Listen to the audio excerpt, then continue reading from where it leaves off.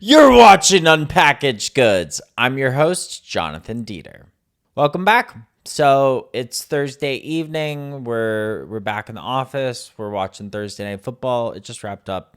It's actually late. It's 11:30. I'm flying to Dallas in the morning, going to see my sister. Really going for the Miami versus SMU football game. She has a friend visiting, and she was not happy to hear that we were coming to for the weekend. But we're going for the football game. It's gonna be fun. Gonna get some good meals. So super excited for that. It was torrential downpour today in New York. I was out this morning and then around lunch, and then I got back really before the peak of the storm. I had a friend, Payson, shout out Payson, who texted me and was like, "Is New York underwater right now?" And I was inside in the afternoon when it was really bad, and I didn't see the videos that he was referring to. And then I saw some videos on TikTok and on Twitter of cars like underwater in Brooklyn. So I couldn't believe it. When the flash floods happen in New York, it's crazy. The subways get flooded, the streets get flooded. The infrastructure is not built to handle that much water that quickly, and that's what happened today. So yeah, today was just one of those days where the weather sucked, but I said that I was going to do it with a smile on my face, and I did, and everything turned out great. I had some really amazing meetings and some exciting stuff that I am excited to share with everybody coming up. And yeah, so we're going to dive in. Let's go. Recess raised $30 million. Target's going all in on wellness shots. And pistachio butter is the new it thing. Welcome to Unpackaged Goods. I'm Jonathan Dieter, and this week we're breaking down who's building real businesses versus who's just building hype. Alrighty, so it's already been a really busy week for news, some big VC headlines. So let's hop into the money moves. So right off the bat, Recess raised 30 million Series B. This was huge. You've definitely seen Recess in your local bodega and the grocery store. They have those pretty colored cans, and they were really the first ones to bring the hemp beverages mainstream. And so Kavu Consumer Partners, they led the round, same firm that backed Poppy, so this is not a new space for them. A little bit of context here. So they started as a CBD sparkling water. So in 2018, some of you might remember, and then they pivoted to the broader functional beverage market.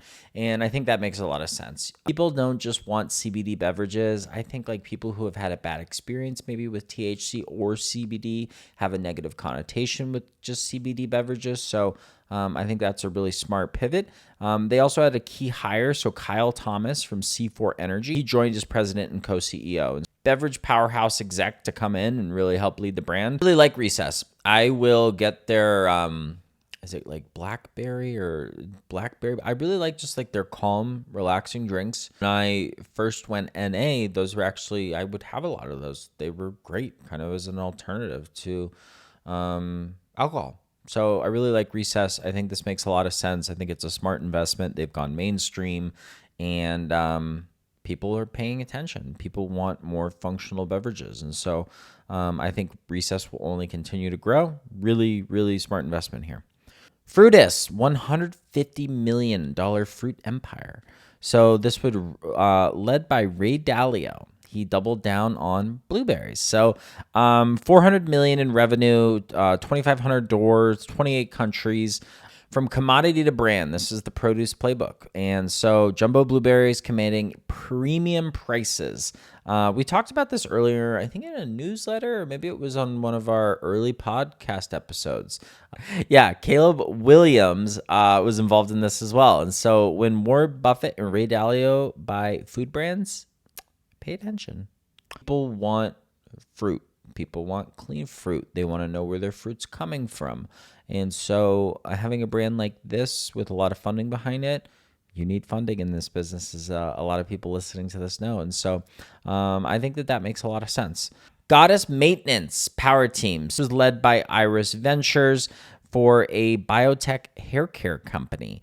So team credentials, this was led by the K18 and Olaplex veterans, and also two salon chain owners from Ohio, actually. So this is kind of crazy. You've probably seen the Olaplex products. They're little shampoo, conditioners. We have them in our house. They're super nice. They smell amazing. They're really nice. They're like premium. So I was just talking actually with my cousin, Julia, and she was saying that hair care and scalp care actually was going to be, she thinks, an area of focus going into the new year, into 2027. So I think scalp care is something I'm going to be paying attention to. I have psoriasis, and so I get really dry skin on my elbows. My scalp gets really bad in the winter, and so I'm going to be paying attention to scalp care products. So I'm really excited to check this company out.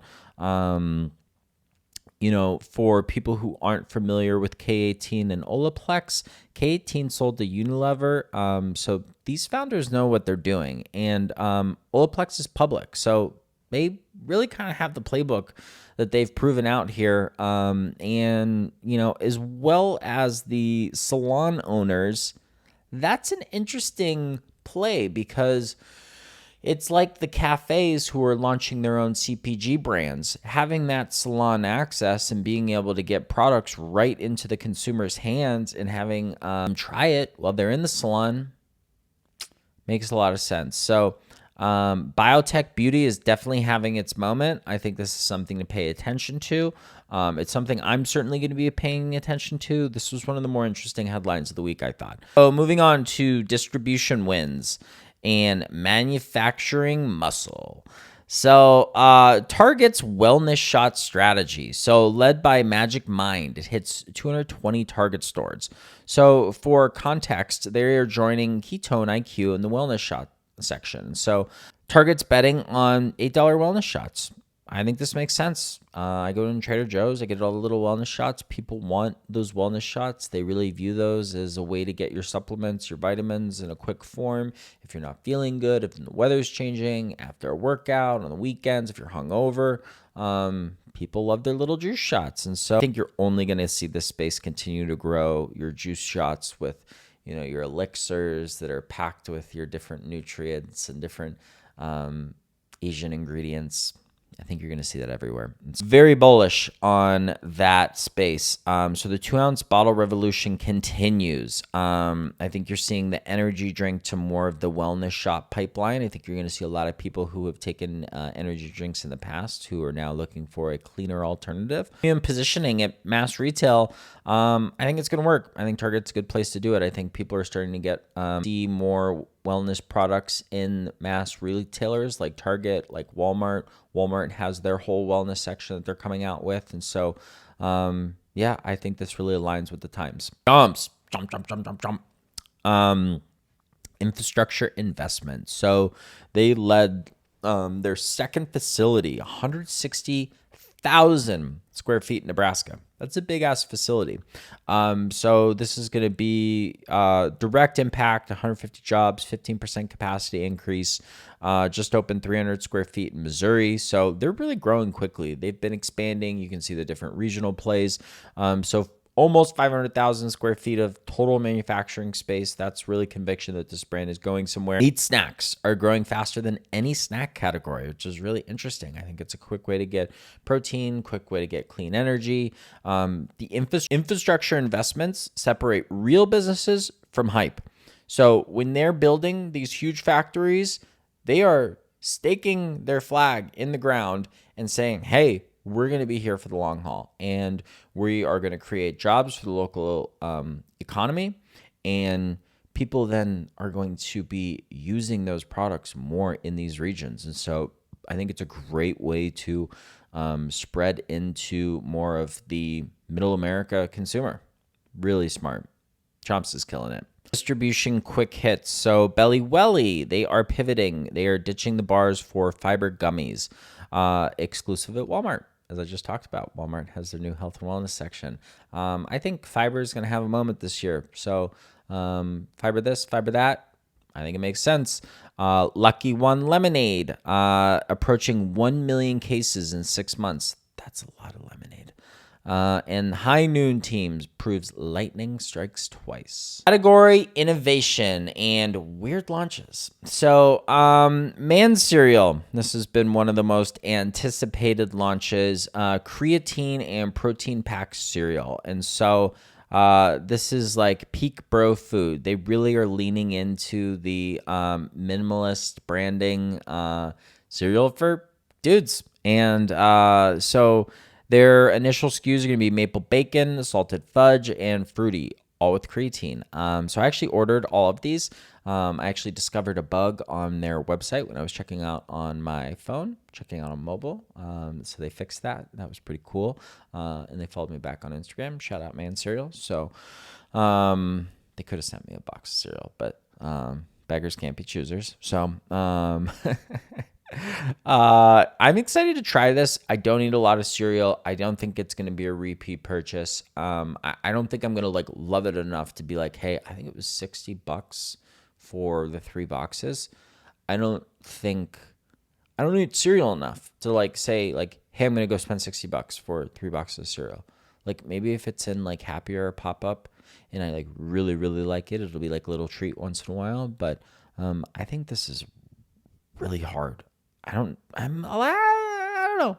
I still have friends that eat cereal, and the creatine movement's going to be big this year. I think I need to figure out ways to incorporate creatine more into my diet. And so I'm going to be looking for ways to incorporate it in my diet. Maybe that's cereal. And with these flavors, it sounds really good. Look, they've put a lot of thought into this. They've built this brand up, a lot of hype, a lot of buzz. This is kind of one of those brands where it's like, is it a real business that has staying power, or is it just hype? I think it's just hype. Moving on. No cap times icy partnership. When I saw this, I like had to do a double take. I was like, what? So no cap, which is like a Gen Z, Gen Alpha, millennial slang for saying some things like true, like no cap. I saw that they were partnering with Icy. The strategy here is they're licensing the nostalgia to build distribution. Genius. Like people love going into 7-Elevens or other gas stations and getting ices. And now they're getting these PD drinks. They've also partnered with Albanese Candy. And so I think the IP partnership is a fast-track retail relationship. I think it's a really quick way to get consumers who already identify with the brand and have that nostalgic factor where it's invoking some emotional connection, either to like childhood or a memory. And so I love those plays. I think the nostalgia play is always a great play. So this is cool. Is it going to taste good? I don't know. I would love an icy right now. That sounds electric. Oh, it's like a blue and red little mix icy. Ooh. I didn't have those a lot as a kid because I didn't have any cavities. I had great teeth, still do. And I think this is a smart strategy for, a crowded soda category, nostalgia plus better for you, winning formula. Some more fundraising news. So Home Court. Courtney Cox's luxury fragrance brand. They raised $8 million Series A, led by Colt Capital. Blueprint, Brian Johnson's longevity platform, secured $60 million from Kim Kardashian, Alex Hormozi, Jay Shetty, Logan Paul. Sweet Chemistry, regenerative peptide skincare, raised $1 million from Sandbridge Capital. Some more distribution and expansion news. So Sunny Fine Foods, you may know them by their cute little salad bottles. So they're now nationwide rollout at Sprout Farmers Market. Soom Foods launched store-wide at Wegmans. Amika going store-wide at Ulta Beauty in December. Fishwife now available store-wide at Publix. Trip rolled out at H-E-B, and Jambar launched at Jewel, Osco, and Shaw's. New products and launches that we want to touch on. So Algae Cooking Club and Nara Smith. This was really the buzzy news of the week. They had a limited release roasted garlic oil. This was a beautiful glass bottle. Looks really good, so I'm definitely going to be ordering that and trying that. Milk. They did a holiday nog almond milk. So this is their seasonal drop. This is really cute. We'll have to try that. Freaks of Nature. So they expanded into deodorant. I'm really excited to try this actually. So a couple different scents: Santal Dune and Bergamot Canyon. I'm definitely going to try this. I think this is really interesting. POV Beauty, Michaela Negueria's brand, expanding into lip kits. That's another area that I think is going to be of interest and buzzy in the coming years. Lip care. Rare Beauty in Bays, limited edition accessories collection. And finally, Savory. They launched their Savory protein bars. 2 grams of protein. These looked pretty interesting. They had like a rosemary olive oil flavor. I think they had like a Indian or curry flavor. So very curious to see and taste what those are like. So big CPG news, PepsiCo, they unveiled a new logo. Some people were up in arms about this. Their first new corporate brand identity in 25 years. After you've been in the game for so long and you have such an established business, to rebrand, to release a new logo, not everyone's going to like it. Some people are going to love it. Some people are going to hate it. It's hard to chase a vibe. It's like, do you want to be like chase a certain type of consumer? Do you want to try to go for just a warm logo? It was fine. No opinion on it. It was fine. Consumer partners, they are buying 51% of Justin's from Hormel. So Justin's Gold returning as advisor. Interesting. And finally, Fronery is acquiring Food Union's ice cream division in Northern and Eastern Europe. And some brands and how they're doing. Soko Q3 sales were up 37% year over year to 182 million. And Good Foods, their Q4 sales were down 1.8%. Atkins dragging results. So, and finally, High Noon maintains 40% market share in the RTD beverage space. So, spirits section. So, wrap things up. Really great interview. I'm really excited to pistachio butter. I truly really enjoyed this. I thought it was really delicious. I think they're going after the really premium luxury butter market in an interesting way. They have the cutest little turtle. I won't spoil too much from the episode, but before we hop into our interview, I want to talk about SNAP benefits and what's going on, what's happening. So I just want to address this. I think it's important. This affects 42 million Americans, including 16 million children. And it's about to get worse because those benefits are going to be lost for a lot of those people on November 1st. So situation. And I think that it's really important. I don't want to get political on this podcast. I just want to talk about what it is that's going on, who this affects, and how you can help. And we're going to leave it at that. So there are 42 million people at risk of losing benefits.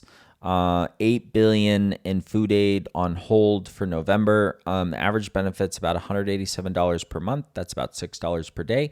So this is the first time in modern history that SNAP has been halted, which I think is why people are really scared of the unknown. Damn, Tony just busted open the door. So who this affects: 39% are children under the age of 18. 20% are elderly people.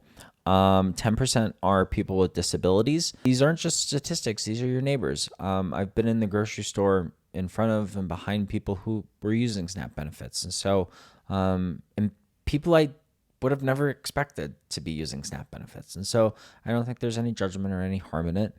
And many of them are veterans as well. And so the timing crisis of this is what makes things more challenging. You know, as the holiday season is approaching, that's typically when households are, planning for bigger family meals. And so food banks are already seeing 30 to 40% increase in demand.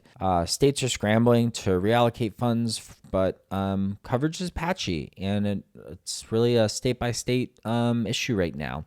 There's really no timeline of when benefits will return. So how CPG brands can help right now. So you can partner with your local food bank. Donations go furthest. Community fridges, soup kitchens, they need these products.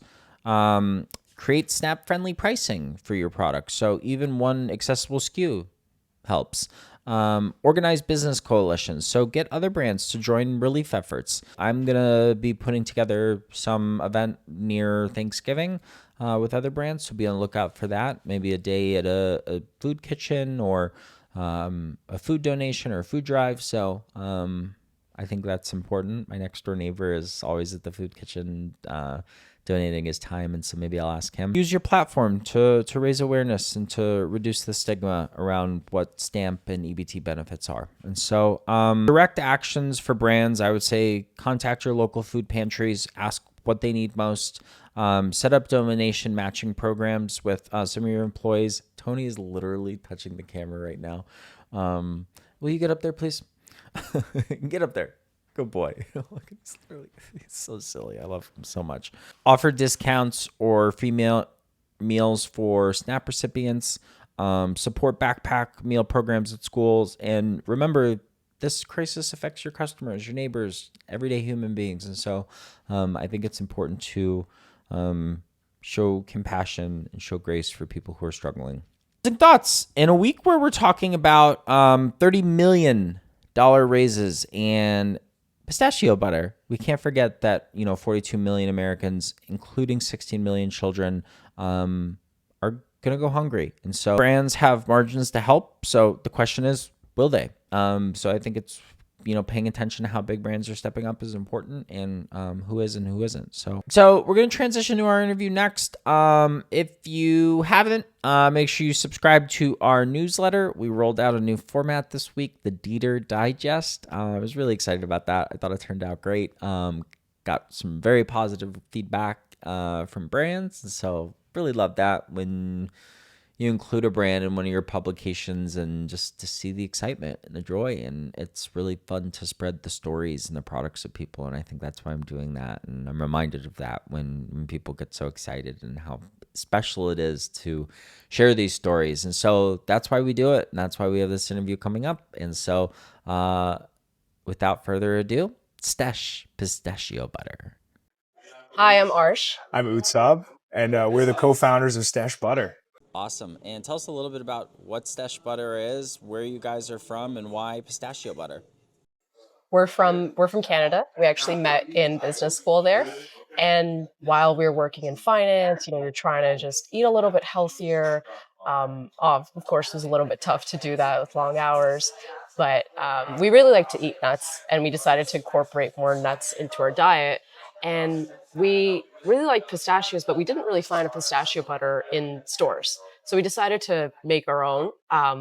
Anything we did see online, either pistachios and salt, kind of bland, or it was just dairy, cream heavy, something you really can't eat every day. Lots of sugar. Tons.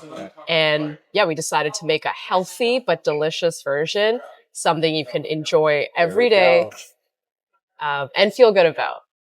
So, for people who eat peanut butter or almond butter, what would you say is like the differences in terms of Stesh? Definitely. I think you'll find that peanut butter sometimes, like I was a lifelong peanut butter eater. She never actually ate it before. And then almond butter, I kind of got into it, but never was a big fan. It separated a lot and it was kind of bland. I think something like this pistachio butter, it's very creamy, like with the feel wise, and that just comes from the ingredients and the method that we've made. Like you can use it nicely. Yeah, it has a really interesting texture. I almost spilled the whole thing as I was looking at the label because it's really just like, it's delicious, but the texture is so interesting. It leaves no aftertaste. It's got just the right amount of sweetness. And this whole jar has 50 grams of protein in it, and each serving has less than 4 grams of sugar. So it's packed with all the vitamins, all the power of pistachios too. And yeah, like compared to some of the other nut butters that you see, like this is definitely a revamp in the category, and get all those other peanut butter lovers that, maybe don't eat peanut butter as much as they used to, that just get them excited about nut butters again. I love that. And so what are some applications? What do you guys like to put this on? Honestly, we love it with like everything from breakfast to dinner, morning on toast, in a yogurt bowl, on pancakes for Sunday brunch. in the middle of the day. It's great just on toast, in a salad, in bowl. Pasta At night, we've even works. had like a pistachio pesto pasta. It's really cool. With fruits is like a midday snack. But arguably the best way is by the spoonful. Yeah, it's by this. You can actually taste the pistachios coming through, and you could have multiple spoonfuls. That's the best part, and actually like feel really good after. I love that. So what I really love, backing up a little bit, is how you guys first kind of came up with this idea and started testing the recipe. Can you guys tell me a little bit about the early stages? I know you guys both come from finance backgrounds. We'll touch on that in a little bit, but tell me about the early days of just making pistachio butter and what went into that.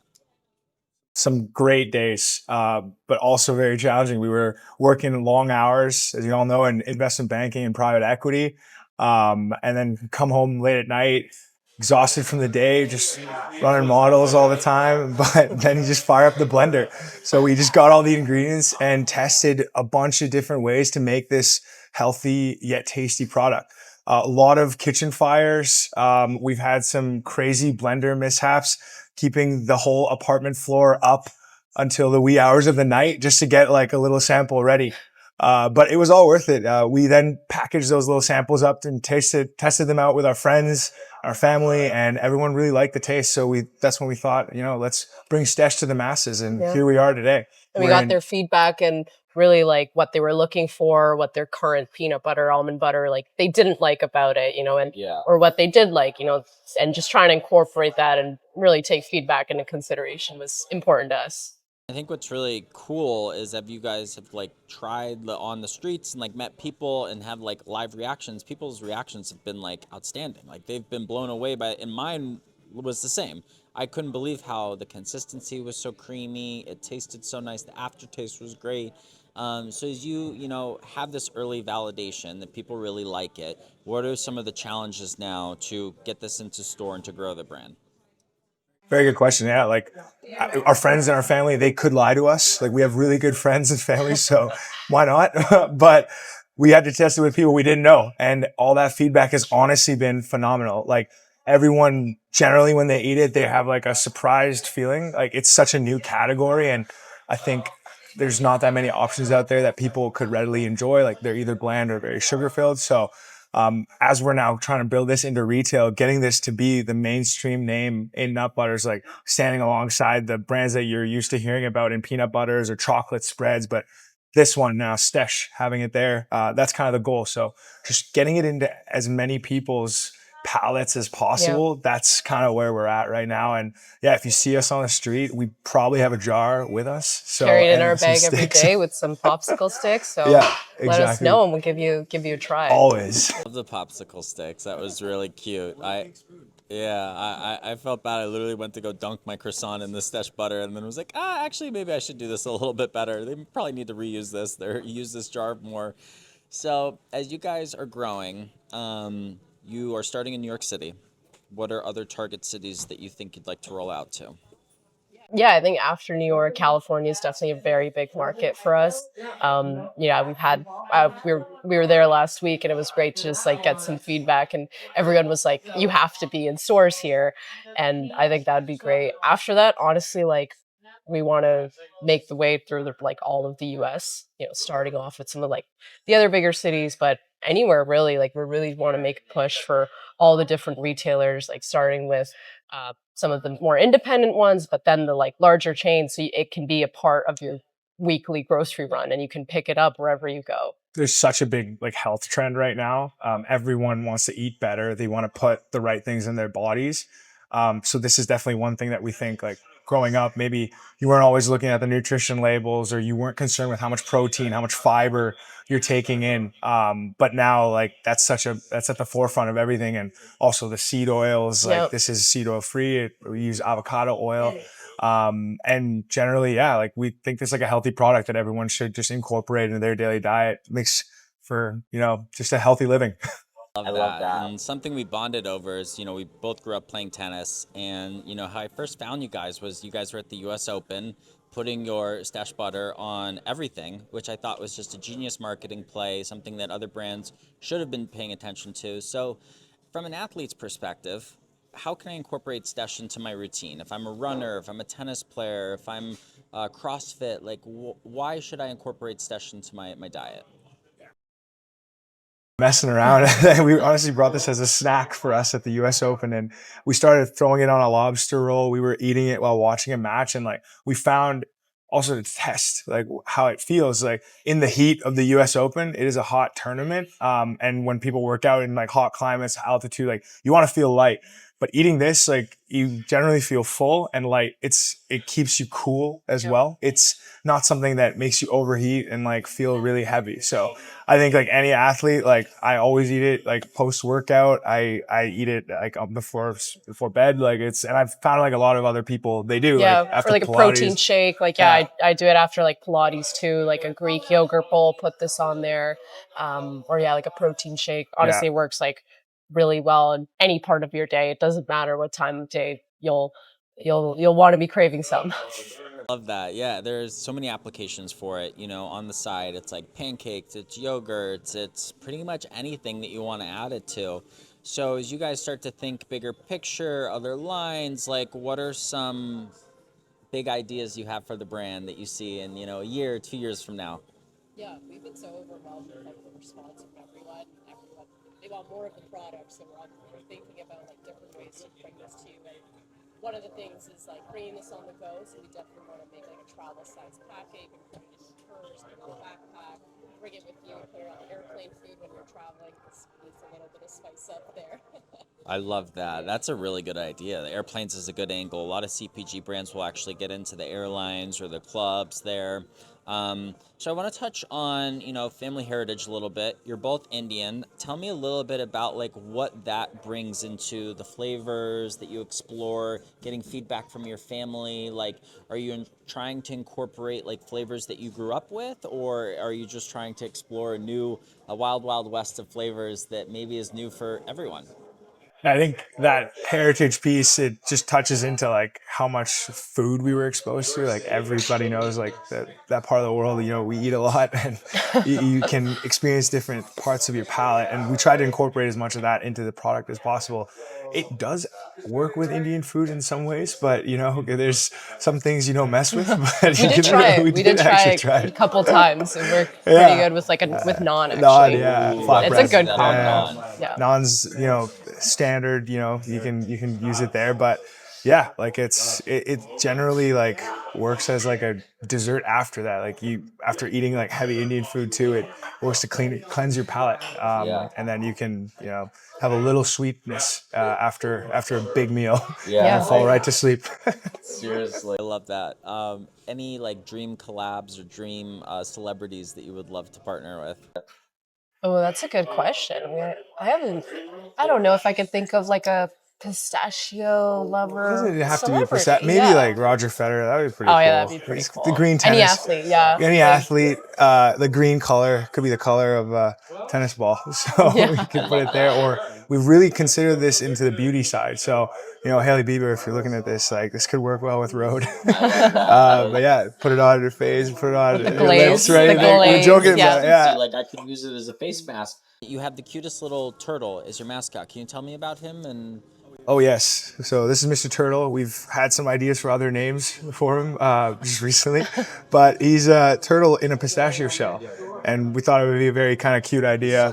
He's grabbing the stash that's falling off the jar, and he's got his pink spoon. that's just adorable. I think adorable mascots are really important in the CPG space because we really live in a nostalgic era where people want to find like connection to the food, and I think this has like a consistency that reminded me of like sweet butters that like I would have on biscuits that maybe my grandma would make as a kid, and so there's that nostalgic angle here, and then I think having a sweet little turtle like Mr. Turtle is also really like a way to capture other consumers. Absolutely. So, what would be one piece of feedback or advice that you would give to other founders in the space as you guys are just have launched this summer? It's a good question. Honestly, we've just found like any sort of thing we're thinking about, just kind of go for it. You're gonna have to iterate, and there's gonna be feedback you want to incorporate. But if you try to just like, sit and try to perfect it, you just may never end up going for something. I think the best thing is just like kind of go for it. And there's a lot of fluidity in starting your own business, and you can actually make the decision, and you have that, like, you can make a decision and you can pivot very easily. I think that's like one of the things it was hard to let go a little bit from work, because you're so used to having a lot of people to report to and a lot of hoops to jump through, but kind of just going for it. Totally.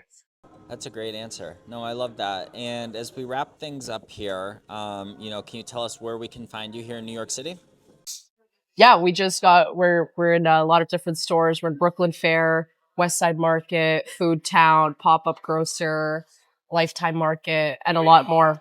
At Wellness, other one. Love it, and more in the pipeline. And so, as we go into the holiday season into next year, will we see you guys at Expo West, Fancy Food Fair, some of the other trade shows? Absolutely. That's the You'll plan. always see us Yeah. around.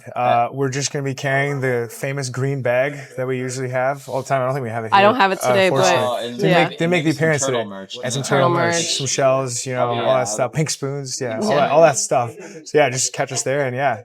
Well, guys, this has really been great. I look forward to a part 2, maybe down the road, to check in, see how much progress you guys have made, and a tennis hit here in the near future. Well, thank you guys. This is awesome. Cheers.